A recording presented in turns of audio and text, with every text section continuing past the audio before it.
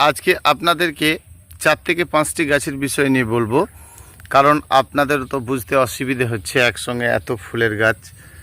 কোন গাছে কেমন পরিচর্যা করবেন একটু ভালো করে জেনে নিন। যেমন ধরুন এই গাছটির নাম আলামুন্ডা।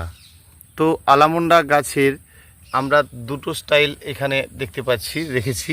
যেমন একটা স্টাইল, 3টে স্টাইল, মানে এটা অরেঞ্জ কালার, এটা একটু অ্যাশ টাইপের যে কালারটি হয় ওটি, আর এটা হচ্ছে ইয়েলো বড়। তো এর আলামুন্ডার আরও ভিন্ন ভিন্ন কালার কিন্তু আছে। তো মূল ব্যাপার যেটা, যে গাছের গ্রোথটা প্রথমত করে নিতে হয়। যদি আপনি গাছের গ্রোথটা প্রথমে ঠিক করে নিতে পারেন, মানে মাটিতে গাছটি রোপণ করা আছে দেখতে পাচ্ছেন, তো মাটিতে গাছ রোপণ করা আছে মানে গাছের হেলথ কখনোই কিন্তু খারাপ হবে না, সবসময়ের জন্য স্ট্রং এবং তরতাজা থাকবে। তাহলে এতে কি প্রচুর পরিমাণে ফুল হবে? না, যখন গাছের গ্রোথ ভালো হয় সে সময় কিন্তু বেশি ফুল আসে না। তাহলে যাদের মাটিতে গাছ রয়েছে তাদের ফুল বেশি বেশি কেন হচ্ছে না? সবসময় জেনে রাখতে হবে, এই যে কম্প্যাক্ট মাটিটা রয়েছে, এই কম্প্যাক্ট মাটিতে কিন্তু আপনার গাছের শেকড় একেবারে গভীরে পৌঁছে যাচ্ছে। তাহলে আপনাকে মাঝে মধ্যেই গাছ যখন গ্রোথ হবে তাদের ফুল অবশ্যই আসবে, কিন্তু সবসময় মনে রাখবেন যে তাদের ফুল অনেক স্ট্রং এবং অনেক সুন্দর হয়, কারণ সেই ফুল অনেক শক্ত সমর্থ হয় এবং প্রচুর পরিমাণে ফুল হয়, প্রতিটি ফুলই কিন্তু নষ্ট হয় না। তাহলে আমরা আলামুন্ডা ফুলের গাছের বিষয়টা মোটামুটি বুঝতে পারলাম যে প্রথমত যদি মাটিতে কেউ গাছ রোপণ করে তাহলে স্ট্রং এবং হেলদি তার অবশ্যই হবে। অতি অযত্নে গাছগুলি থাকলেও গাছটি কাটিং করে দেওয়ার পরেই গাছের সৌন্দর্যতাটাই আলাদা। গাছের পাতার মধ্যে কোনো দাগ নেই এবং প্রতিটি পাতায় কিন্তু ফ্রেশ। আমরা এই সময়টাতে কি করতে পারি? গাছে ফুল বেশি নিতে গেলে যেটা আমাদের করা উচিত সেটা কিন্তু আমরা না করে বিপরীতটাই করে ফেলি। এগুলো মাঝে মধ্যেই গোড়াগুলোকে কিন্তু এভাবে এলোমেলো করে দেবেন। যদি আপনারা এই পুরানো শেকড়কে কাটতে ভয় পান তাহলে কিন্তু আপনার গাছে কখনোই বেশি ফুল হবে না।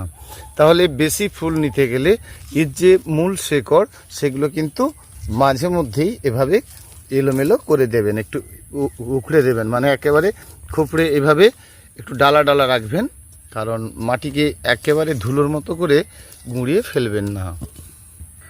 তো অতিরিক্ত হেলদি হতে গেলে মাঝে মধ্যে কিন্তু এই ডোগাটি প্রিঞ্চ করে দিতে হবে। একটা সময় আপনি প্রিঞ্চ করবেন, গাছের ডোগা বেরোবে, তারপর কিন্তু আপনি আবার ফুলটি শেষে মাঝে মধ্যেই ডোগাটি প্রিঞ্চ করবেন।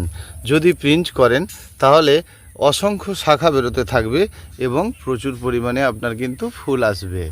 যদি আপনি ডোগা প্রিঞ্চ না করেন তাহলে গাছটি ধীরে ধীরে আপনার লম্বা হয়ে উপর দিকে যেতে থাকবে।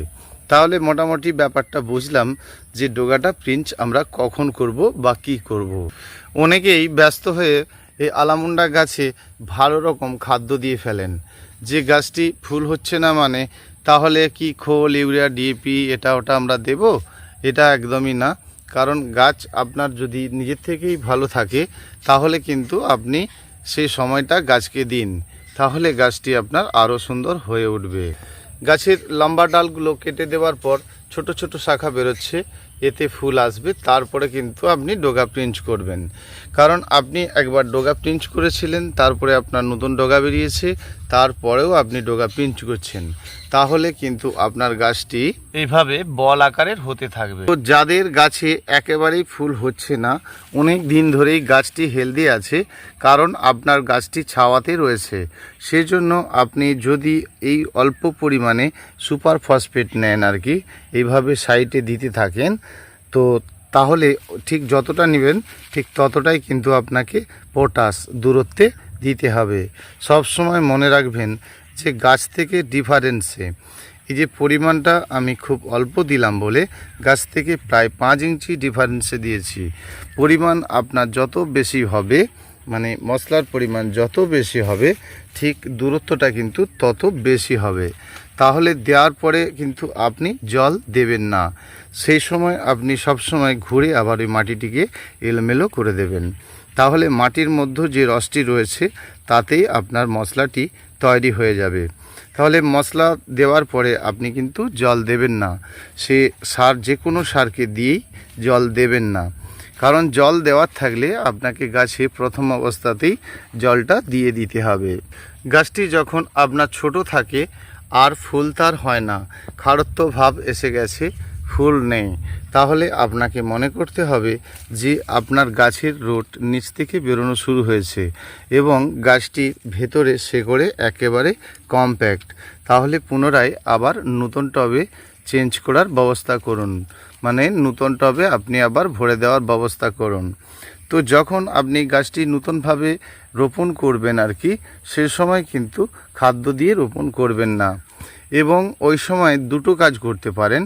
দুটো কাজ মানে আপনার এই গাছের যে সাইডের শেকড়গুলো কিছুটা কমিয়ে দেবেন এবং কিছুটা করে মাইনাস করবেন, এরকম জায়গা থেকে কেটে দেবেন। তাহলে জানবেন তারপরেই কিন্তু আপনার এভাবে শৌখিন ডাল বেরোতে থাকবে, তারপরেই আসবে ফুল, আপনার গাছ কিন্তু সুন্দর হয়ে উঠবে। ঠিক আছে, চলুন পরের গাছগুলো দেখি। এবারে আসি একটি টিকোমা ফুলের গাছ। তো টিকোমা ফুলের এই গাছটি খুব দ্রুত গতিতে বাড়তে থাকে। এদের চারাগুলো মাত্র 10 টাকা রেঞ্জে বিক্রি হয়। ছোট ছোট গাছ 10 টাকা পিসে বিক্রি করি। তো প্রথমত যে আলামন্ডা গাছটি আপনারা দেখেছিলেন, ওই গাছটিরও দাম 10 টাকা।